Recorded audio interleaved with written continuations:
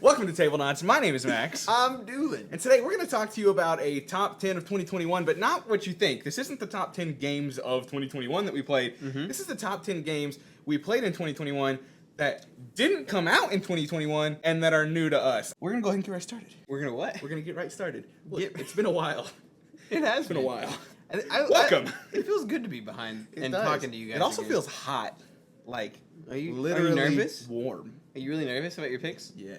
Okay. No, not about my picks. Just about Yeah. being around you. We get 10 picks each, so we probably need to get going, right? That's true. Let's get going. Starting with my number 10, which I do not have here, so I can't display, but we'll make sure we toss some B-roll in, is Zombicide Black Plague. Yes! It Yeah. made top 10! It made Awesome. my top 10. That makes me it so made my pumped. top 10 new to me games. Now, cool. it is low on the list. It would probably even be higher had I had more opportunities to play it. You've only played it once. Coming off a one-time playthrough, though, it was a lot of fun. And it was one of those things at the first half of the game, I was like, man, like, this is not even, like, close to as good as Death May Die. Like, this is not very fun.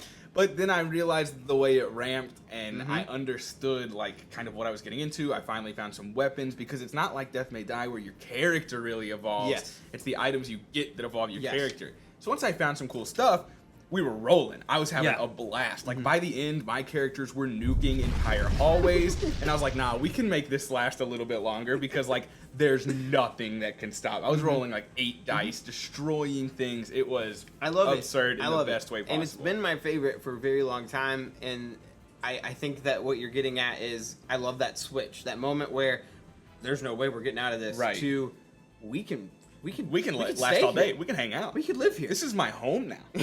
Yeah, like, I agree. That was such a fun change of pace from being scared, and not like, wow, we're gonna die, but like, wow, like, we're gonna get overwhelmed. You know what I mean? Like, it's not like the zombies are super strong, but you know they come in droves, and you're sitting there like, I can't deal with this. And then all of a sudden, one item that you pick up just changes the game, and you're like, oh, we can do more than deal with this.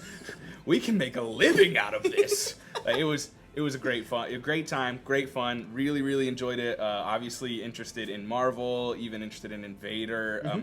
I am interested in acquiring my own copy at some point, but it's not one that I feel like I need to own now because you have so much Black Plague, and I'm not sure which way to turn, whether it be second edition or Marvel. So if you have any opinions, let me know down in the comments, but I will eventually get my hands on my own copy of Zombicide. That made my day. But number 10 is a game that I've talked about recently. I didn't start playing it until probably October, but it's been a game that I've played by myself quite a bit, and I love this game. I have no problems pushing this game and it being something that I recommend to any player. But it's Fuse by Renegade Games Studios. Yes. It's just a really solid dice placement, fast-paced game with a timer. And you know me, I'm not a big fan of the racing. What's your name again? Doolin. Oh, Yeah. I thought it was Josh. It is Josh, actually. You're right. You've I've been lying the this whole time? Yeah.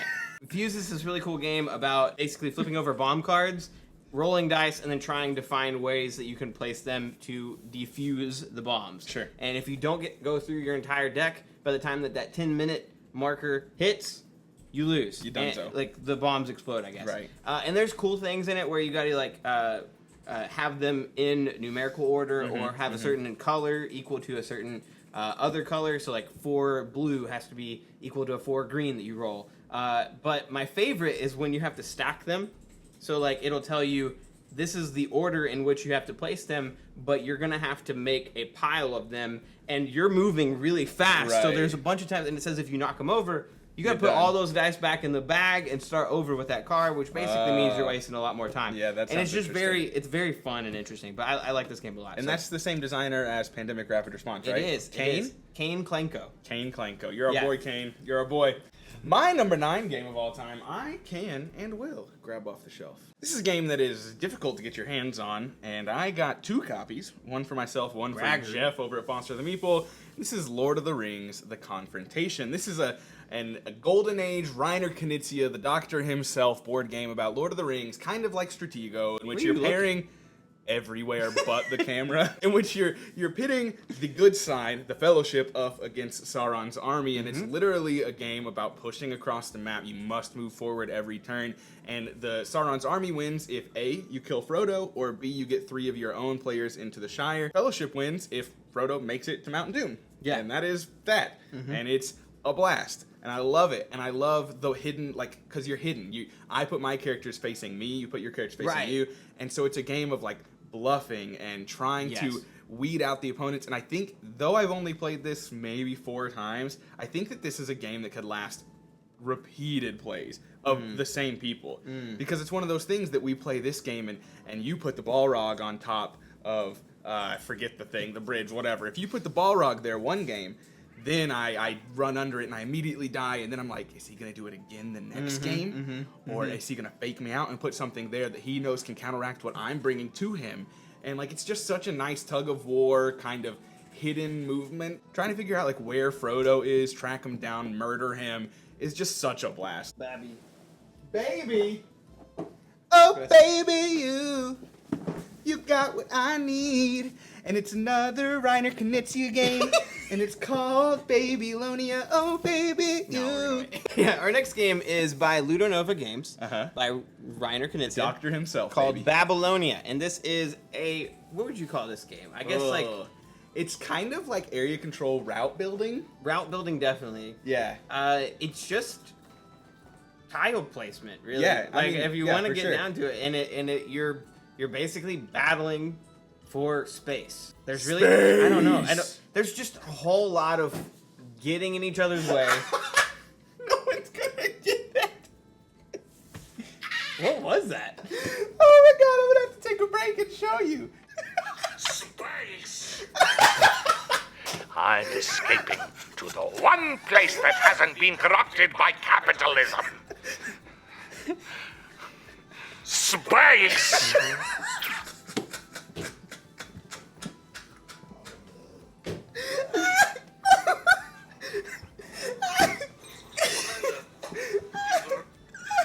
Oh my gosh. Oh my gosh. No, we have to add that in now. Space. Yeah, his laugh. His laugh is the best part. How are we gonna recover? Oh, we can. It'll be okay. Every video. All right. Go on. Babylonia, right? So Babylonia, really, really great pieces. Little wooden tokens. Beautiful board, I think, but very simple of a game. It is. And that's what I love about a lot of these, is that if you can get simple mechanics but high strategy you're in a very game, limited in your options. Oh, man. But like, it's so crucial what you do with them. because you can ruin your chances of winning in like 1 or 2 turns. In all honesty, It's definitely not a. It's very rarely, not that it never is, but it's very rarely like a close game. Like, normally someone will have figured it out, and then the other person's just like, dang it, like, I'm screwed. And then the end of the score is like 180 to 110 or something. Like, it's. Yeah, you know what? That does count off of it a little bit, because I think every game I've played, it's been not close. I've lost by a lot or I've won by a lot, and it's just tough to stop those big routes. I mean, once you get a massive route spanning, like, you can't stop it in one turn. You know what I mean? Like, but creating them is the best, and you're good at it too. And it's so, like, I don't know. It's just a very, very fun, easy to learn but hard to master game. Yes. And if you're interested in seeing a gameplay of it, we do have a playthrough on our channel. We'll put a link in the description below to find that. Yeah, this is actually one of my favorites that I do not own, especially now that I own Tammany Hall. It's actually it's probably is one of your and Death May Die and stuff like that. Yeah. But yeah, it's definitely up there. Great game. Excellent game. I don't own this next one, but I very much want to acquire it at some point in time, and it's 6 Nimmt. Oh, really? Number 8? 6 Nimmt, number 8. Wow. I don't know who this is by off the top of my head. I should have looked that up. But 6 Nimmt is an awesome game. Okay. It's so simple, weird, kind of a party game. We played it at PAX with 10 people, the full player count. I played with Ilya, Tyler, Jeff, Jamie, Monique, Naveen, Luna. Like, it was a big group of people, and we had a blast. It's just one of those games that's so simple in its execution, but each time you make a decision of what card to use, you can't just look at what's available now, but also have to think about what's coming in the future. Yeah. If I use the perfect card for this turn, but I didn't really need to because I went like second in a row of 5. I should explain how this game works. There's friggin' 5 rows, and the person to place the what's the word for number order? How do numbers move? Like, if the 23 is the available card and I put a 24, it slots in next. If I put down the 28 and someone else puts 25, the 25 goes first, then the 28. Remy, he likes 6 NIM too. Sequential. Was I right? Yeah. Okay, cool, I was right. Got it. Thank you, Draco. He helped. And essentially, it's a game about putting out numbered cards sequentially, but avoiding to place the 6th card. Because if you place the 6th card, you have to acquire that whole row, and points, which are on the cards, are bad. You want the lowest amount of points possible. And it's just so fun because you want to pay attention to what's available then, but also try and push your luck, because if you put down the best card for that row, you may really need that card later. So it's about like trying to gauge what other people have, what's going to show up. It's just a real nice party game that when I first played it, I was like, I don't understand this at all, which granted it was on BGA. And then after playing it a half dozen more times on BGA and a couple times in person, I really dig it. Like, it's one that I definitely want to acquire. It's very good. It's definitely a higher player count game, like 4+. It says you can play it 2 to 10. I think 10 was great fun, but like it's definitely more random at higher player counts because everybody can have cards that are all around. I'd say that 4 to 6 is probably like maybe a sweet spot, but it's such a good game. Yeah. Anyways, that's my number 8, 6 NIM. My number 8 is one that I think you will definitely agree with me on, but I don't think that you played it this year, so it wouldn't be on your list. Okay. But it is Just One by Repost Protection. Definitely played it prior. Great party game. We've talked about this a million times. If you want a quick, brief summary, but I'll give it to you. It's basically like code names, but we're co-op, and I don't know. There's no board in front of you. But everybody has a word that we're trying to get one player to guess, rather than one player being the code namer and everybody being the code breakers. And you have a word, let's say it's chocolate, which is the example on the back of the box. I would write maybe cold. Another person could write chocolate, or not chocolate. Why would you write cold for chocolate? Oh, wait. Sorry, ice cream. Ice cream. Ice cream. I am dumb. I was explaining. No, that's staying in. All right. Well, if I wrote cold, I would not be very helpful. It would be very to people. bad. But no one else would write cold. No one else would write cold. I would be the only one, so that my clue would definitely stay. Getting to the main point of the game, which is if anybody writes similar clues, because we all have hidden those. Prince, princess, or the same word, whatever. Yes. Or synonyms, they get eliminated because there can be just one of a specific clue. Right. And then all of the remaining clues get revealed to the player. They try to, based on that, guess any word, because there is no like word bank or anything like that. It's the dictionary is your word bank, and it is difficult and so much fun.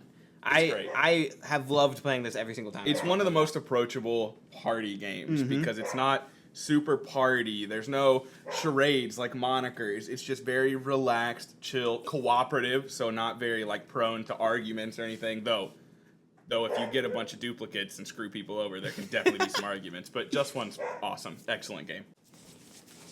Hair everywhere. Jan everywhere. I really should not be trying to do this.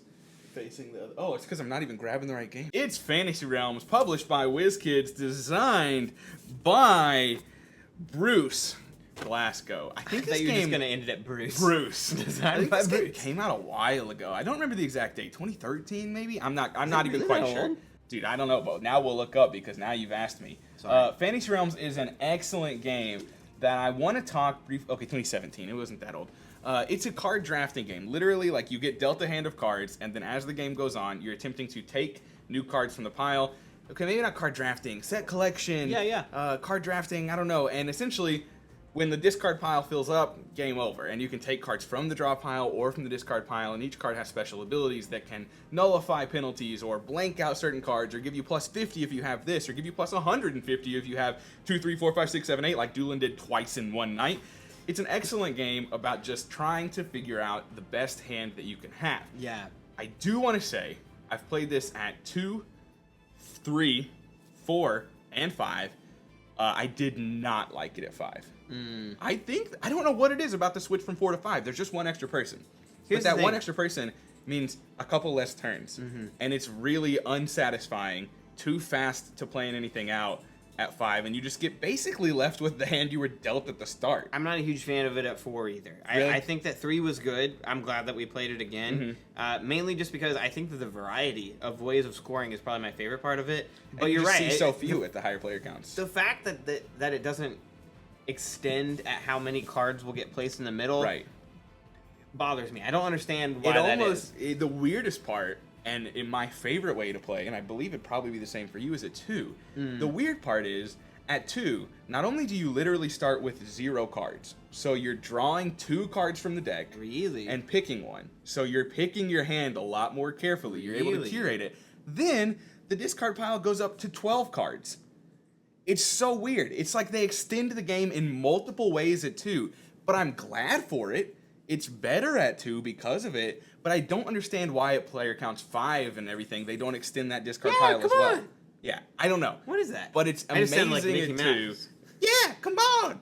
That didn't sound like Mickey Mouse. Oh boy! That was not that great either. Tried. Do yours. You're good at it, aren't you? Here it is. You're welcome. Oh boy! Yeah, that's pretty good. Fantasy Realms. But am I better? We're gonna have the comment. We're gonna play this Oh in my boy. clubhouse. We're gonna play this in my clubhouse. That was terrible. Moving on. That was my number 7 game of 2021 that's new to me, Fantasy Realms. All right, Pretend you didn't number hear that. 7. Number 7 for me is a game that's very different than a Mickey Mouse favorite. This is Blood Rage. Yeah. By is it Eric M. Simon? Lang, Simon Games. Simon Games, Maybe? yeah. First in the Mythic Trilogy. Yeah, this is a game that has probably, if I could give a most improved in terms of my opinion award, I would give it. That's true, because you have played this game before 2021. Yeah, I don't. But think I don't it really counts. think it counts. I agree. I played it with an app, and we played it very wrong. Yes. And this was like, when I learned the rules to this, I was like, oh, well, we played this. We basically played a completely different game. Yes. We didn't do card drafting. We just handed out cards to every person. Wait, I didn't even know about that. Yeah. What? Yeah, that was what the app was telling us to do. We were very confused. Yes. Yeah, I had such a good time. And card drafting and area control are 2 of my favorite mechanics. Awesome miniatures. Great game. Player powers. Such a good game. Absolutely. Great If you don't know theme, about it, everything. there's also a 2-player playthrough of that game on our channel Which as we well. actually, I like I it. enjoy. Too. I don't recommend it above the other player counts. I still think it's probably the worst player count. Maybe 5. I think the map is too small. I feel like 5 would almost be too congested. But I do think it excels at 3 and 4. Or 3 in my opinion. It would be fun honestly. to try at 5. I'd be fun to try down. it at 5. It just seems wild. Yeah. Number 6. Number 6. Right? My number 6 game of 2021, that is new to me once I stop shuffling my chair, is Viticulture. Viticulture, Yeah. might I say, by Jamie Stegmaier of Stonemaier Games. I think he designed this one, right? Yeah. And Alan Stone and Morton Monrad Peterson. This is a game about winemaking, or if you're Danielle, not making wine. Because selling your that's a fields. strategy, and it actually works pretty well. I really like this game. It's one that I was so intimidated and scared about. Like when I got this game, it sat on my shelf for literal months. I pulled it out once, set it up, stared at it, and put it away. And then when I learned the rules, I was like, what was I so afraid of? Well, here's the thing. There's some games that just feel like big adult games. I think this was one of them. Yeah, and this definitely was one And for it me. shouldn't be. No. And if you're that way, because obviously 2 of us were like this, don't feel that way This at all. is like it's very medium approachable. light. It's very approachable, very fun. Yeah, and we still haven't added in the Tuscany expansion, which apparently makes it better. way better according to everyone else. Like, Yeah. it's essential to the game according to a lot of people. So really excited to try that out. I've played this at 2, 3, and 4. Liked it at all Scared player me so counts. bad. I do think it's a great game. I really enjoy just the different strategies that you can do. In most worker placement games or any game where you can get more workers, I'm all about trying to do that as soon as I can, right? But then you'll see some people that don't even get new workers, and then they're still like in the lead. It's just great trying to fulfill the orders or not fulfill the orders, and I love the blue and yellow cards, though sometimes they're almost too powerful, the summer and winter cards, but great game, happy to have played it, great theme, it appeals to a lot of different people, and it's definitely not leaving my collection anytime soon. Number 6 is easy for me to think of what it is because it's the brother of Blood Rage, and it is Rising Sun Sure thing. by Simon Games. I do Also that. an Eric Lane game. But yes, this was my favorite of the 3. Onk actually didn't make my top 10 of the new to me games. Well, it shouldn't because it's a 2021 release anyways. Oh yeah, well either way. It wouldn't have? I don't think That's it would have. surprising to me. I don't know. I like these 2 better. I just think they're better. And this one especially. Even at 2? Rising I Sun, know this is. I you know. can't play I it know. too. I know this Oh, is. Onk it too. Sorry, Right. sorry, That's sorry. what I'm saying. Like the playthrough at Onk it 2 didn't It was great. instantly It shoot was it up great. to your top 10. The more, the more I've thought on it, the more I just have harsh thoughts on the merge. The merge, which I know you don't have it to, but I have to judge the game as a whole, not just at. I don't know about that, two. but that's okay. That's okay. It's a Agreed conversation for another day. Either way, Rising Sun is this game that you are doing the area control thing. The theme is really, really pretty. Beautiful. The theme is pretty. The theme is pretty. Sorry, the theme is really awesome. Nailed it. The art is really pretty. The miniatures are fantastic. The monsters are like so cool. The tiles that you're like drafting from in order to choose like what you're gonna do that turn are so cool. Like I love those a lot. But my favorite thing about this and what sets it apart from the others is a mechanic that I love in games, which is just the hidden bidding system. Yeah. Where I'm in an area and I know that I have a few more left, and so do they. So how much resources do I think they're willing to spend in order to take over this area, and how much am I willing to possibly steal that from them, or even how can I maybe move into some spaces where I know this person really needs a spot, but how can I make them spend a lot for it? I'm going to go into that space with no intention of capturing it, but I'm going to make them think I want it. And so I'm going to make them waste a whole bunch of resources stealing that from. I just love that. I love that so much. I think that more games need to have that. This, Tammany Hall, two of my like top 20 favorite games of all time. So yeah, Rising Sun, great game. Excellent game. Good choice. I can't find my number 5 game on the shelf. Have you purchased Oh wait, it again? Didn't I you haven't leave it repurchased it. Yeah, you left it I with left Jeff it and with Jamie's Jeff and Jamie. I haven't repurchased it. This one's at Foster the Meeple's house. It's in all the way in Nova Scotia. It's in all the way in Nova Scotia. It's in all the way in Nova Scotia. This is Skull King. Skull King is a trick-taking game which I have not in the past been particularly fond of. But the way that this game works, the way that it functions, is just so exciting and fun, and at one hand very tense and competitive, and on the other hand very lax and like not a care in the world. Because I play this like I want to win, but I also play this like I'm gambling it all. Because the way I like to play Skull King is to bid zero a lot, meaning that I don't want to win a single trick. And like the first half of the game, that typically goes very well. And then when people start like looking at the score and they're like, wow, Max, you're ahead by like 130, then they're all out to get me. And I'm still going to bid zero the whole time. It's just so much fun trying to manipulate the cards to get you to win 0 bids or the exact amount of bids. It's easily my favorite trick-taking game, not even remotely close at this point in time. I absolutely love this game in comparison to any other trick-taking game I've played. It's so much fun. It's one of my favorite like party games because like slamming the fist on the table, ho, and like it's just such a good time. Like it's so fun, and like I said, it's a really nice combination of like tense, exciting, competitive, and like laughing hysterically the whole time, banging your hands on the table, and just having a riot. Like it's so good. So good. Number 5 for me is a game that, man, it's unlike any of the other ones I've picked so far. It's Horrified by Prospero Hall.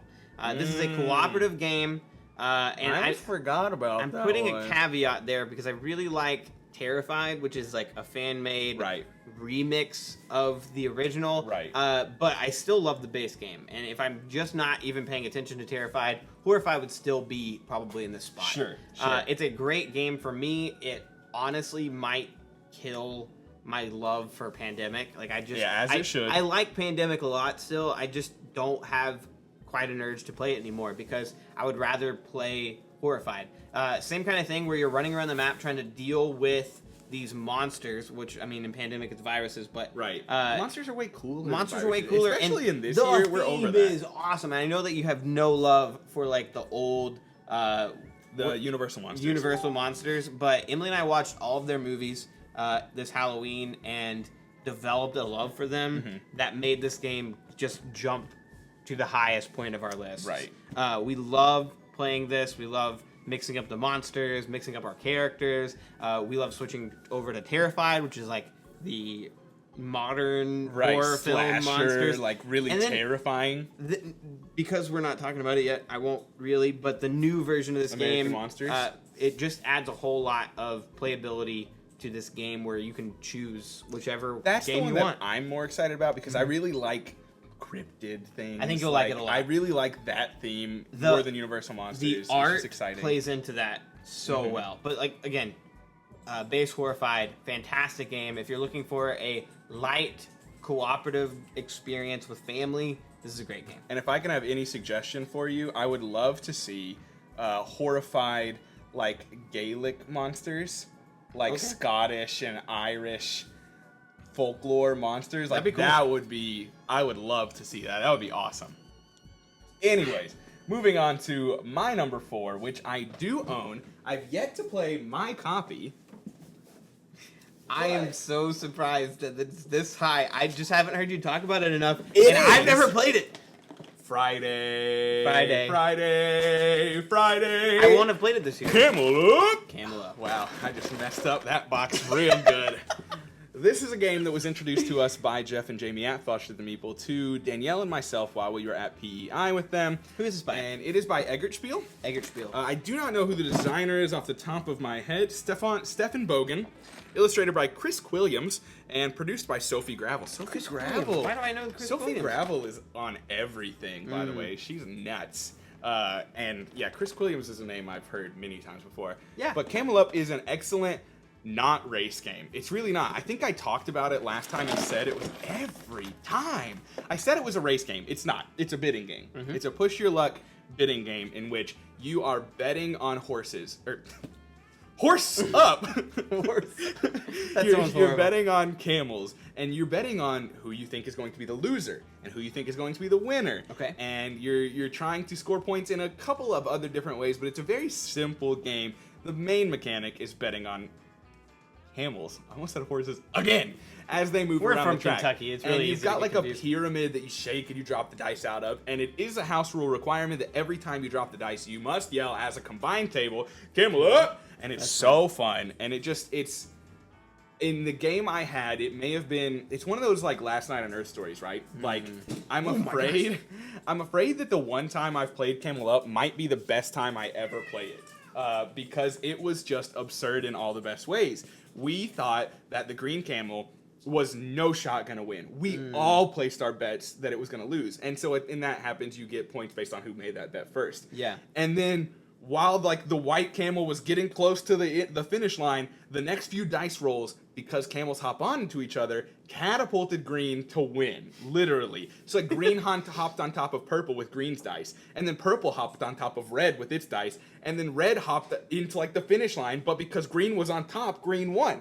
It's nuts, and it was a great That sounds time, awesome. and I absolutely loved it. So happy to have added it to my collection. It's one that I looked for a while, and it was kind of out of stock, but I have it now. We'll play it on Friday, because this needs to happen. Awesome. I'm excited. So good. I'm going to have to fix this box now. But you can continue while I fix this box. Alright. Oh my god. That is rough. Wait for a second. This thing is fine. I'll just let you go. It's one of those things where you open up the room, you're like, wow, that is messy, and you just shut the door. That's how I feel right now. I don't want to be part of this. My number 4 is one that I've already mentioned on this video, and it's very similar to another game that I like, but I think it's even better. That's And I awesome. think it's done even better. It's Tammany Hall by Pandasaurus Games. I also think it's better, for the yeah. record. This cheaper, Yep. more streamlined, and Approachable. yeah, honestly, like I love everything about it. I don't know, even the map is We really should tell really what we're neat. comparing it to. It's Rising Sun. It's Rising Sun. Both of them have really good themes to me. In fact, if I were to give the edge to one, it'd probably be Rising Sun. Yeah, it's But- just more exciting. It's way prettier. Yes. Not that this is an ugly game. It's just Rising Sun's way more produced and obviously way more expensive because of it. But I really like about this game the roles that are given out based on where you that ended is each fun. round before. So one player, whoever won the previous, I guess, vote, they become the mayor, which is great because you get some points, but you don't get any special benefits for the next round. Right. You But get victory points. That's it. you have a certain amount of like cool like bonuses, I guess, like help the other players do well, and you get to assign them. Right. And that's the best part You get about to it. elect Yes. officials. Elected officials. So I can make Doolin the police officer or whatever they are, Yeah, and yeah. he gets a special ability. but I don't. And it, I've actually only played this twice. And you've been the mayor like every time. I the other time I played it, I didn't get to be mayor Okay. every single time. But it's a very, very, very fun game where you're doing even more of what I said I liked in Rising Sun, which is the hidden bidding mechanic of trying to use your influence cubes strategically around the map in order to gain the most influence. And it's a lot really simpler. You're strict. Every bid is a vote. Instead of this bid can be for seppuku and this bid can be for capture or betrayal or whatever. Yeah, so it's a lot simpler in the way that it's done, and it works incredibly well. Oh, it's so good. Yeah, absolutely agreed. And if you're interested, there's also a playthrough of this game on our channel. Now for the third new to me game of 2021, we have a very simple game that was introduced to me at PAX. I immediately tracked down a copy and have played it literally like a dozen times in the past 2 weeks. And that is Strike by Ravensburger. This is such a simple dice chucking game that is essentially themeless. I think the theme is like gladiatorial arena, but whatever. You're literally just throwing dice into a cup, attempting to knock the other dice around. It's like a really well-produced little board thing. I mean, look, there's like no components. We can show it off. Yeah. You're chucking dice into the tray, this tray, and you're attempting to get matches. And when you get a match, your turn is over, you take the match dice out, and the object of the game is to have the dice left over at the end when everyone else has ran out of dice. And you can push your luck and say, I'm going to throw 4 dice this turn because I'm really pushing for a match. Or you can just roll 1 and be like, oh, didn't get it, I'm bowing out, I'm holding on to my dice. I had no idea you could roll multiple dice. Yeah. If you wanted to. That's awesome. No, not at the same roll. Oh, not at the same roll. Okay. One dice, dice, over and over again. Such a fun game. It's led to many laughs, and it's just so approachable. I introduced this to my family at Christmas, and it was like someone who, my aunt, who is very kind and loving and will happily sit down and play board games with me despite her reservations about it. She played it, and she was like, oh, I like this. Like, this is easy. I got this. And, like, it's worked every single time, no matter who's introduced it. It may take a round to really, like, grasp it, but that's it. Like, it should take under 1 minute to understand this game. And it's very then fast. You're just chucking dice. Yeah, and that's why I've played it so many times, because I can play it 5 times in a half hour. Yeah. I mean, that's it. It's great. Such a great fun. I'm so sad that I hadn't played this until this year, but I'm so happy that I now have this in my collection because it's going to be, like, one of the ones that gets pulled out the most at this point in time. Yeah, I feel the same way. That's why Fuse was in my top. Right, absolutely. Top 10 for sure. Absolutely. All right, so my number 3. Wow, that was your number 3. Yeah. Strike is good. Dude, Strike's great. Strike is Loved good. it. Loved it. My number 3 is a It's game. already shot up my top. Like, it's not top 10 material yet, but wow. It is good. My number 3 is a game that I sadly don't see staying in my top 20, mainly because I think other games created by the same company will dethrone it. Sure. And because this is the oldest, and I played it first, it is Mice and Mystics by Plaid Hat And I don't Games. think that's a bad thing. No, to, I don't. To cycle out. Well, they should improve. Hopefully, they've Right. improved their storytelling. They've improved their game mechanics. But Mice and Mystics, It's Mice and Mystics, Stuffed Fables, Familiar Tales, Aftermath. Aftermath, and Yeah, then Familiar Tales. Familiar Tales. And you own all of them except for Familiar Tales? Yes. Right, because it's not even out yet. Yes, But- and I'm excited to play all. right. I've played it. It was Yeah. good. Yeah, I'm Spoiler. jealous. Anyway, Your wife played it. and she won't stop talking about it. But anyway, Mice and Mystics is this amazingly beautiful and well-themed game of being these mice. I feel like I'm on a record. If I was a Woody true. doll, you'd pull my string and I would talk about Mice and Mystics is a well-themed, beautiful game. Storytell it. Yeah. Yeah, I'm gonna try to say something I haven't said about this game before. There's a couple of mechanics in it that I just think are really well done because it's a dungeon crawler. You'll go through the game and you're trying to roll the dice to attack, to do certain actions, whatever. There's on every single dice a little cheese thing, and every time you roll a cheese, makes sense. nothing happens that helps you in that turn. But a little cheese wedge gets added to a cheese wheel, and once you fill the cheese wheel, Feel the cheese. yeah, you get essentially a level up. And Okay. it's this really nice system where, as you go, instead of just whoever killed that monster gets a level up piece, whoever does You this, get everyone experience levels up together. for, like, your fails almost, Yes, which is nice. exactly. Right. And so, like, instead of like a blank, there's a cheese wheel. Right, Thing. yeah. And then there's also another part to that where at the end of that, more monsters will spawn. So like, you don't want to just keep waiting around rolling actions Right. because you're gonna level up, but the monsters are going to keep coming, and the more that happens, the more likely you are to fall and lose all of your stuff. Right. And you don't want to do that either. So just a great game of storytelling, great dungeon crawler, great experience I had. So I highly recommend this. I'm really excited to try a lot of other Plaid Hat games. I even liked Quirky Circuits this year. It didn't make the top 10, but great company, great Jerry game. Hawthorne's your favorite. I do. He's love a great Jerry guy. Hawthorne. He's a great guy. I want to meet him. I met him. Did you know? I do know. Your wife met him too. I know. I'm not gonna grab this one off the shelf. I'm sorry, buddy. No, it's okay. I'm not gonna grab this one off the shelf because it's massive, and you've heard about it before, and it is Too Many Bones.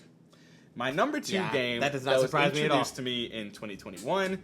It is a not a dungeon crawl. I mean, like, no, not really. No, It's an adventuring game. It's an adventure game. It's thematic. There's a story element to it. It's essentially a dice building RPG. Yeah. So you pick a character, and I have everything for it right now. So there's 16 characters, I think, to pick from. Yeah. And I've only played with 3 of them, but they're all wildly unique and different. You've got your core stats that every gear lock, which is the characters, have, like your health, your dexterity, which is the amount of dice you can roll, your attack, your defense. But then each character has, like, a 5x5 grid, I could be wrong, 4x4, I think, grid of dice, like, places on their player mat where you can place dice that they can unlock.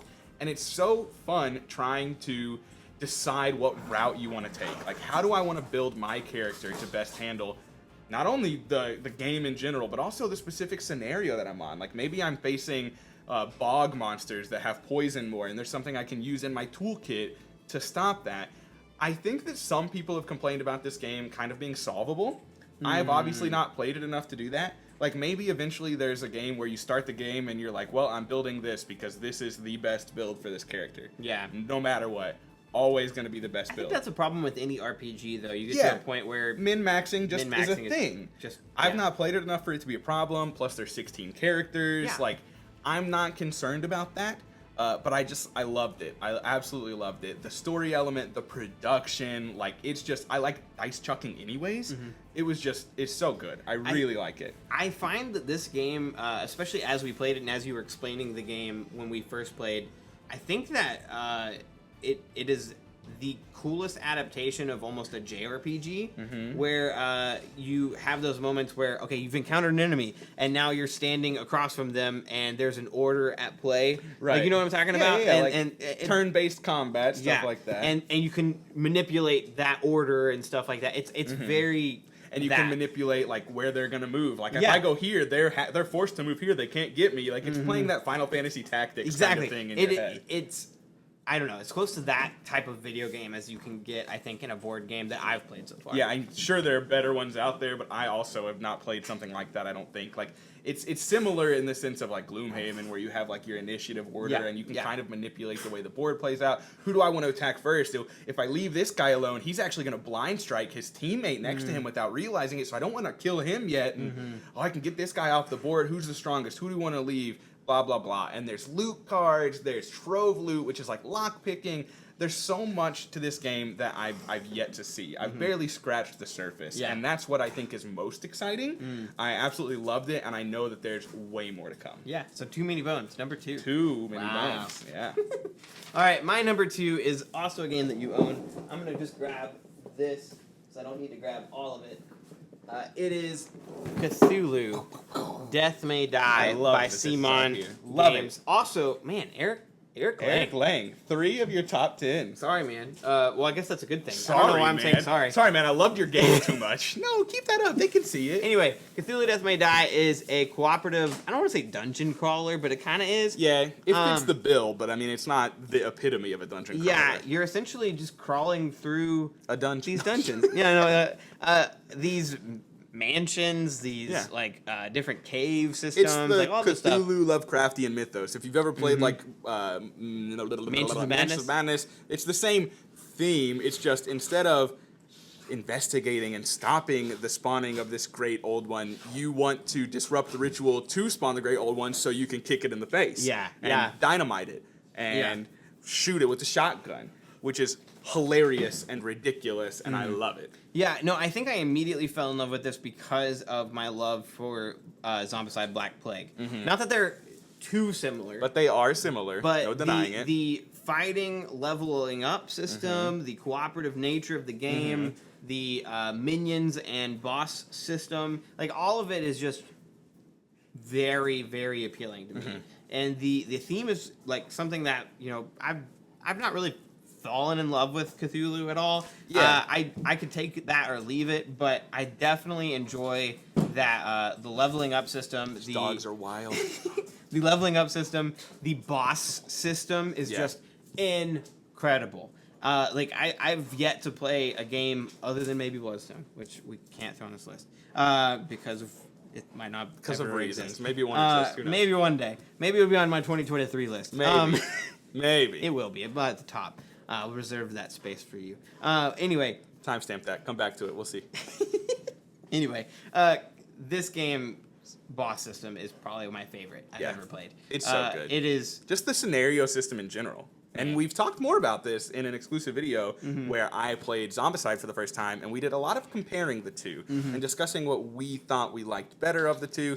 The biggest draw for me for Death May Die was like the scenario system. You take an episode out, you mix it with an Elder One, and then bam, you've got an Elder One deck, you've got the episode deck, and that episode deck, those items you may never see again. They may only be for that episode, and each time you play it, it's a vastly different objective. Absolutely.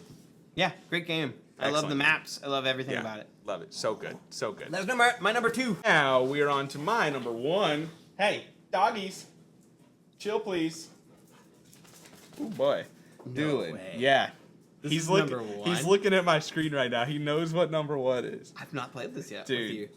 I know it's recency bias. I know. You played a lot of it already, though. I've played it twice. Played it twice. I've played it twice. 2 days in a row, literally, because I loved it. And I want to play with you, and I want to play it with Danielle. I really freaking liked it, and I'm well aware that there's probably recency bias involved. But my number 1 game that has been introduced to me for 2021 is the new print by Capstone Game, Orleans. Orleans by Rainer Stockhausen. Yeah. Every time I see it, I want to call it Orleans. Orleans. Because of I just like Orleans. saying Orleans. Orleans. Orleans. Orleans. It's fun. What's more fun to say than that? Anyway. This is a bag building worker placement game. Like I said, it's by Capstone, but it was by Do you think Tasty that they Minstrel Games. created this because of Meeples and Monsters? Like they saw how Meeples and Monsters works, and they were like, "We'll create a game like it." Is that sarcasm? Yes. Okay. Wait, I don't know how much you know about this game. I don't know how. Meeples and Monsters isn't even out yet. I know, but this is a new print by Capstone, so I didn't know if maybe you were a little confused. But yeah, this game has been around for quite some time. It was initially published by TMG, which is Tasty Minstrel Games. Oh my god. It's just chaotic. The dogs, you, everything. It's all going to crap. But Orleans is great. It's so fun. I've played it twice. Show me on this game. I don't know how. See, that's the thing. I don't know why I liked it so much. And let me be the first to say, this is not my typical wheelhouse, this Euro game style. Now, maybe I just haven't explored it enough. Maybe I really will like these things. Yeah. I love Castles of Burgundy. I love stuff like that, but I haven't played that many of them. This one... Yeah, maybe this is showing you that you're a big fan. I know. Maybe this one's great because... It's not a strictly worker placement game where you're fighting over the same spots or you're actively hurting each other, though it can be pretty bad with the intrigue board from the expansion. I've only ever played with the expansion, by the way, which I think levels it up tremendously. There's the main board, in which you're fighting for tracks to be the first on the track. You get different things, you get more points. You want to move up the track quicker because you want different things. And then there's one smaller shared board in which you are fighting for particular placements. But that is probably like 33% of the game, maybe. Yeah. So it's not like brutally mean. You're really kind of doing your own thing, and it allows you to build your own strategy, mixed in with some, I need to watch what Doolin's doing there because I want to be the first to place that, or I want to make sure that I can fill that row because you get a special bonus when you fill that row. I want to make sure I'm first to this so I can get the multiplier. There's just tons of things. There's tons of tracks. There's tons of opportunities to do stuff. The question being, what do you want to do? And I think that in my 2 plays, I took pretty different strategies, and I thought that it was just really fun. It's very open-ended. Like I said, because it's not a strict worker placement where, oh, you went there, Doolin, so I'm blocked off, you can really explore the game. Yeah. Like, do what you want to do this game. see how it works out for you. And it feels so fun. It's just fresh. It's exciting. And it's just one of those things that I'm not sure why I loved it so much, but it just worked. It clicked. And after my first play, I was like, wow, this is great. And then the very next day, I played it again, and it was still just as fun. I've played it at 2-player count only, so I'm excited and interested to play it at higher player counts. Yeah. But really just such a good time. There's so much to do, and you kind of just have to decide. There's so many avenues to victory, in my opinion. Obviously, I've only played it twice. I'm not an expert on this game, but I don't know. That's Orleans. I really like it. I'm just going to say, as a caveat, I really like watching you gush over a game. And I can tell that you really like this. I do. It's really good. And when Max doesn't take a breath for like I know. I do 5 minutes. Too much though. Like No. I'm sorry. Specifically when you really like something. I do. And it's just there's an excitement. Because I'll like talk and then I'm like, oh, I didn't mention this and I didn't go back and I forgot about this and there's so many things. And I will say too, like like the art is charming in my opinion. I kind of like it. I know. When I initially saw it, I was like, look, it's pretty ugly. And the more I'm I looking look at the it, board. It doesn't look very. The board's fine. It's not anything special, but it's certainly not offensive. And it's definitely, it's like a nice little niche, like cartoony medieval art that like I kind of dig. Like I think it works pretty well. There's also it's better than anything I could draw. There's also the Invasion expansion, which I really want to get. Zombies? Makes it a cooperative game. Ooh. Yeah, so you're working together to stop certain invasions against the city or whatever. I don't know. I've not played that expansion. I wish. That'd be sick crossover. Nemesis, Orleans, Awakened Realms, Capstone Games. But yeah, this game's a lot of fun. I really like it, and I'm excited to play it again. And I know it's surprising, maybe recency bias, but we'll see where this lands after more plays farther into 2022. All right. This game, I got at the very, very beginning of 2021. Emily and I took a very short trip, went to a board game store, and this guy saw some of the games we were looking at and was like, hey, can I help you? We just, had some fun. We asked him, what would you recommend? What are a couple games you recommend? This was one of the ones he recommended. It immediately appealed to Emily and not me. We bought it, and now it's my number 2 favorite game of all time, Sagrada. Oh, yeah. You played that for the first time this year? Yes. Oh. And how many plays have I had? 72. No, 92. 92. 92 plays. I've had 72 of Root. 92. 92 of plays of Sagrada. And About it to hit is the Century Club. It is easily one of the best games I've ever played and will probably stay there for a really long time. Dang. It has drafting. It has dice placement. It has a lot of times where you just get to roll a significant amount of dice. It has this really, really cool player boards where instead of having the same tile that you're trying to place dice on every single time, it'll switch it up based off of what card you choose. And those give you a different amount of gems that you can use on these player powers that will change every single time you play. The replayability of this game is fantastic, and I've actually recently discovered that I love the single player version of this game, which actually is drastically different. If you've ever played it, you'll realize that this is a very, very tough single player game. The way that the game scores against you is every time you draft, you're drafting from a pool of 4, and on your turn you have to pick 2 of them, but the other 2 go up at the top, and that contributes to the other player's score. So unfortunately, there's times where you have to go for 1s, 2s, 3s, and 4s, and every time the 5 and 6 gets pulled, it's going up to the top, and they're making tons of points every single round. Right. And it's just one of these things where unless you perfectly get the dice that you need, and you perfectly plan out what you're going to do, you're not going to win. And it's just so fun. I love that about it. I love I think drastically more so the 2, 3, 4, 5, even 6 player counts of this game. It's just one that my family loves, one that Emily loves, one that I love the app adaptation of it. Very good.